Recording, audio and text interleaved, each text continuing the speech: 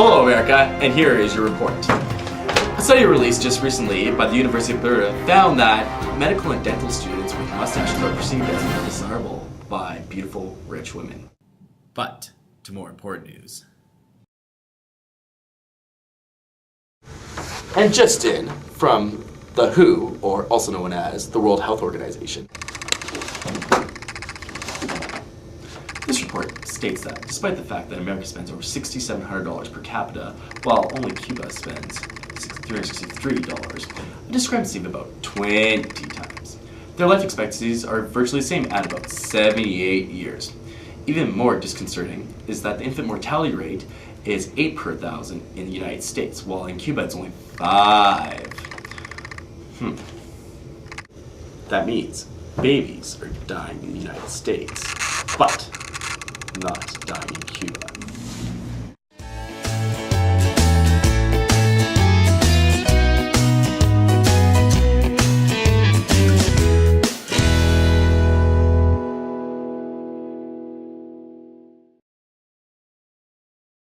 Did you hear that, Paul? If I have my baby in Cuba, it's more likely to survive than if I have it here in America. Well, I only want the best for my baby. Let's go to Cuba. Get the boat. Well, Ma, we're off to Cuba. I'm so excited, Paul. Hey, look, there's Cubans over there on another boat. I'm on a boat, I'm on a boat. Everybody look at me, cause I'm sailing on a boat. I'm on a boat, I'm on a boat. Take a good hard look at the mother boat. Hey, you guys loco! What did he say? You're going the wrong way. We're going to Cuba to have my baby. Infant mortality is much lower in Cuba. You're having a baby? Congratulations. Oh, thank you. The healthcare spending's a lot less, and people live just as long. And everybody gets healthcare in Cuba. Well, I love being on a boat with our baby. I'm so excited to get to Cuba. Hey, look over there. More Cubans in a boat. They sure get lost easy. Hey, guys. Hola. Buenas tardes. Hola. Where are you guys going?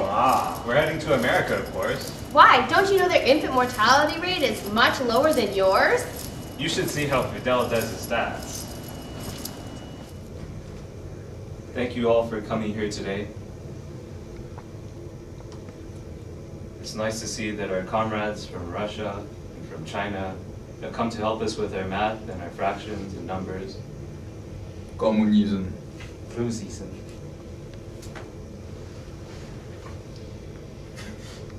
As you can see, we're neck and neck with the Americanos. There's a lot of talk these days about healthcare.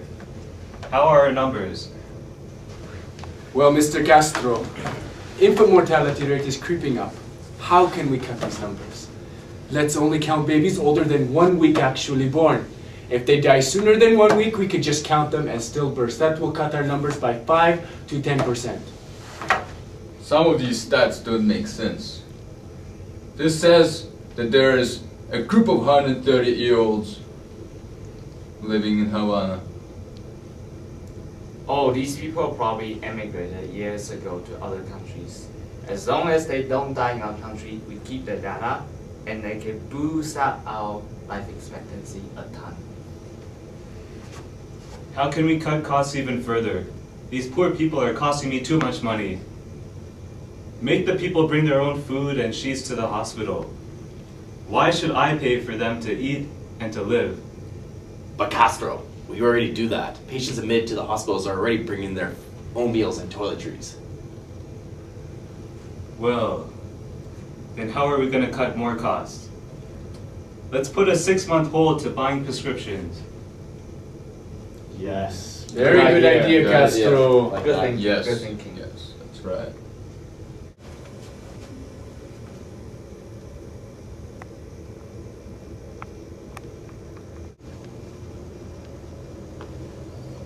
I have something we can give to the World Health Organization. Very good, Castro. Very good.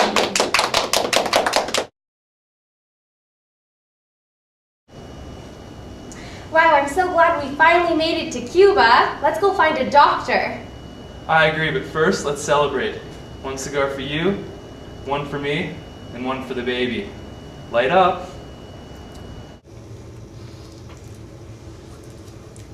Hi there, I'm Dr. Castrella. Hi, I'm Pa. I'm Ma. So where are you guys from? Southern United States. Oh. Are you guys related in any way other than marriage?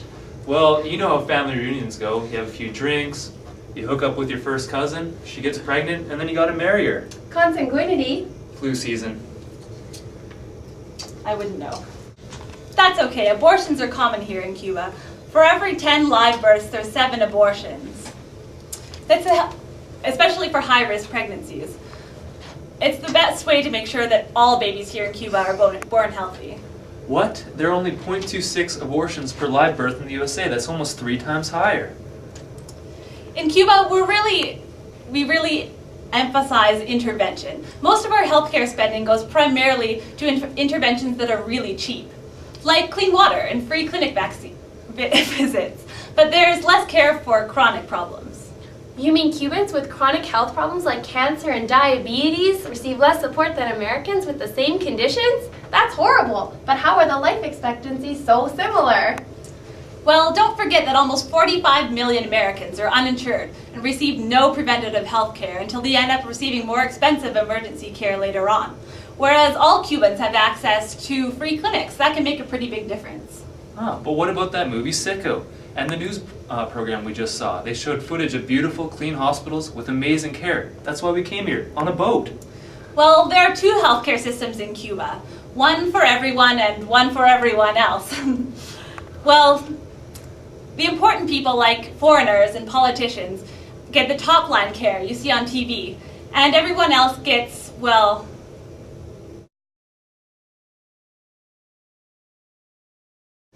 But spending on healthcare in America is 20 times more than in Cuba. How is there such little difference in the healthcare stats?